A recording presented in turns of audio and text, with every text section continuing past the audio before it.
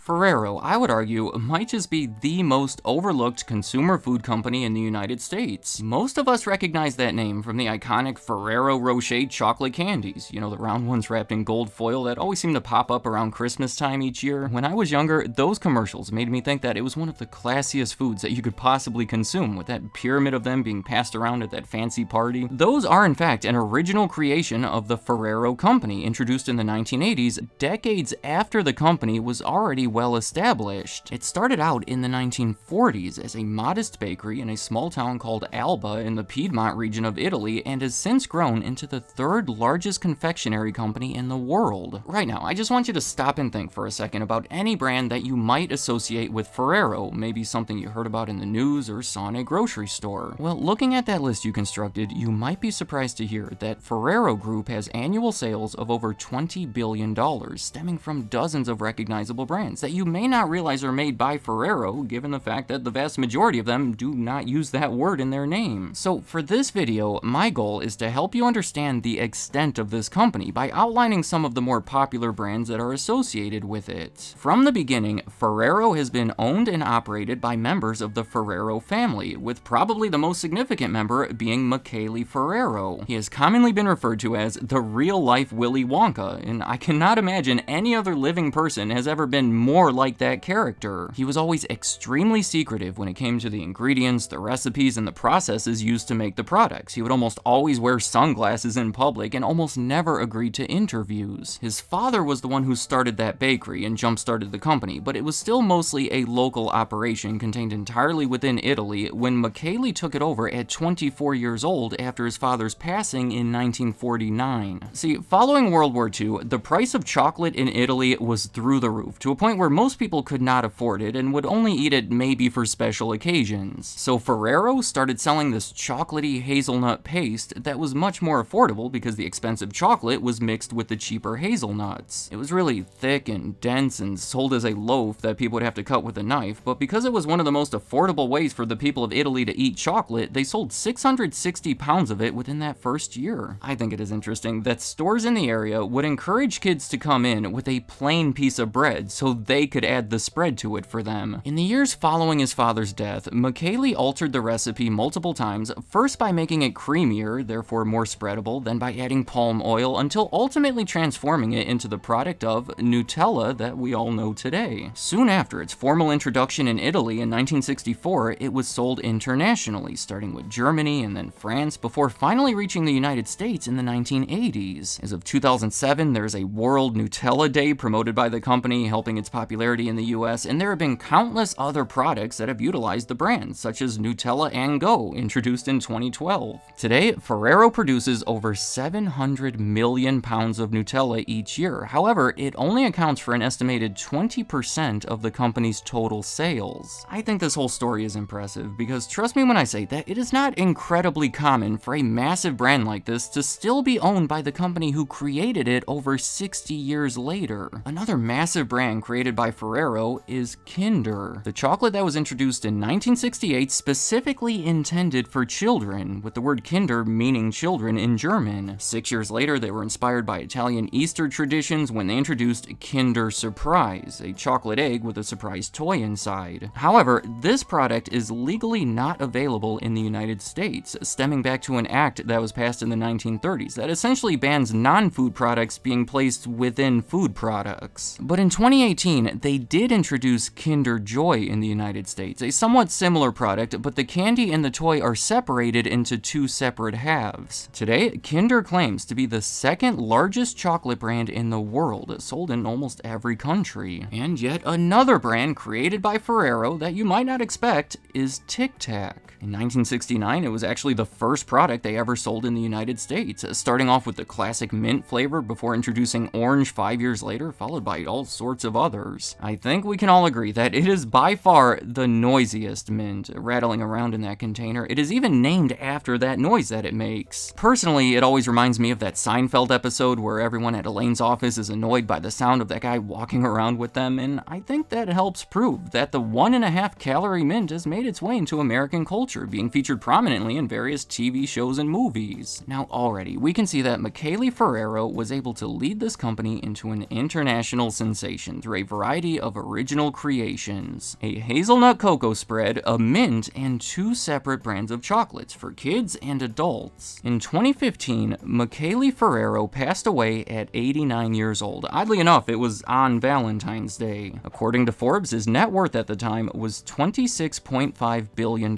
making him the richest person in Italy and the 22nd richest person in the world. He had already given up control of the company to his 2 sons in the 1990s, one of which passed away in a bicycle accident in 2011, but Michele always had a major influence over the decision-making. At this point in the video, it is probably clear that he much preferred creating and developing his own brands as opposed to purchasing already established ones, proven by the fact that throughout his lifetime, Ferrero never made any major brand acquisitions. The closest he came was expressing interest in purchasing the British candy company Cadbury in 2009, but he ultimately decided against even placing a bid for it because it would have required putting his company into too much debt. And we can understand where he's coming from, because Cadbury was acquired by Kraft a few months later for almost $20 billion. Well, only a few months after he died, Ferrero made their first major brand acquisition when they bought a different British chocolate maker called Thornton's for $177 million.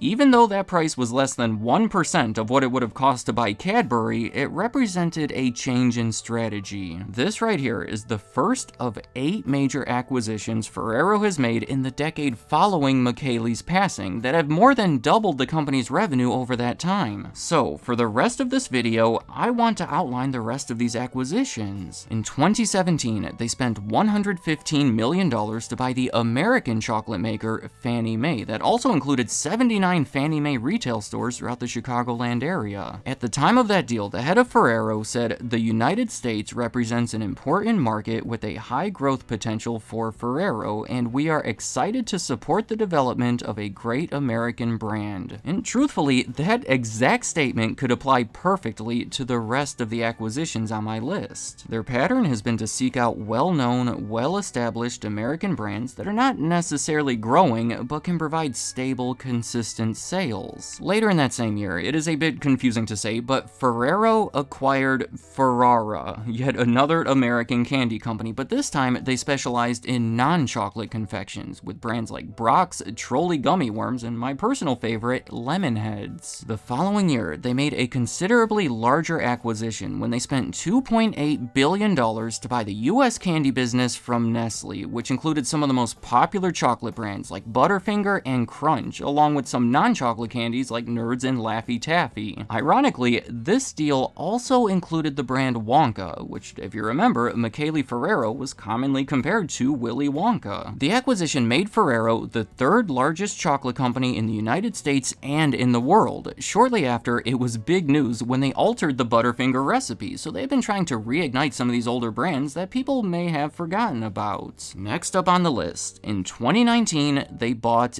Keebler for $1.3 billion. 18 years earlier, Kellogg had bought it for 3 times as much, so yet another well-known brand that was not exactly growing. Aside from all of the Keebler cookies and pie crust that you would expect, the deal also included the cookie brand Famous Amos, and all of those newly added brands combined for $900 million in sales the previous year. Continuing on with the list, in 2022, Ferrero acquired Wells Enterprises, this time maybe even a little further outside of what you would expect, considering they were the country's largest family-owned and managed ice cream maker from Iowa, producing over 200 million gallons of ice cream each year. Some of the brands they acquired in this deal include Blue Bunny, Bomb Pop, and Halo Top. The following year, they acquired Jelly Belly, who produces about 15 billion jelly beans each year. I mean, between the Kinder brand, Brock's, and now Jelly Belly, Ferrero is really making their presence known during Easter. And after all of this, believe it or not, Ferrero's biggest acquisition happened in 2025 when they bought W.K. Kellogg for $3.1 billion. Now, a little background here. Kellogg, the company that I think most of us know for all of those classic breakfast cereals like Fruit Loops, Rice Krispies, Frosted Flakes, well, they had expanded into a much more diverse food company that also included a bunch of snack brands like Cheez-Its and Pringles. In 2023, Kellogg essentially split into a snack company and a cereal company. In 2024, competing candy company Mars made a massive deal to acquire the snack company, and then the following year, Ferrero made a deal to acquire the cereal company, meaning Ferrero will now possess all of those iconic cereal brands. So just looking back at this list, we can see how Ferrero has been aggressively expanding into the US market while simultaneously expanding into new areas that are getting further and further away from the chocolates and the other categories that characterized them for so long before this. Let me know in the comments, what do you think about Ferrero? Do you agree with their shift in strategy, with their new approach to grow a bigger presence in the US, or do you think that they're moving a little fast and moving too far outside of their comfort zone? I have to think that Michele Ferrero would probably be handling things a little differently if he were still around, so what do you think? And finally, was I right in my assumption that Ferrero is bigger than you realized? Which of these brands did you know about and which ones caught you by surprise? And any other thoughts you have about Ferrero, leave them in the comments. I'd like to hear what you have to say. That noise. That's the noise! Thank you for watching.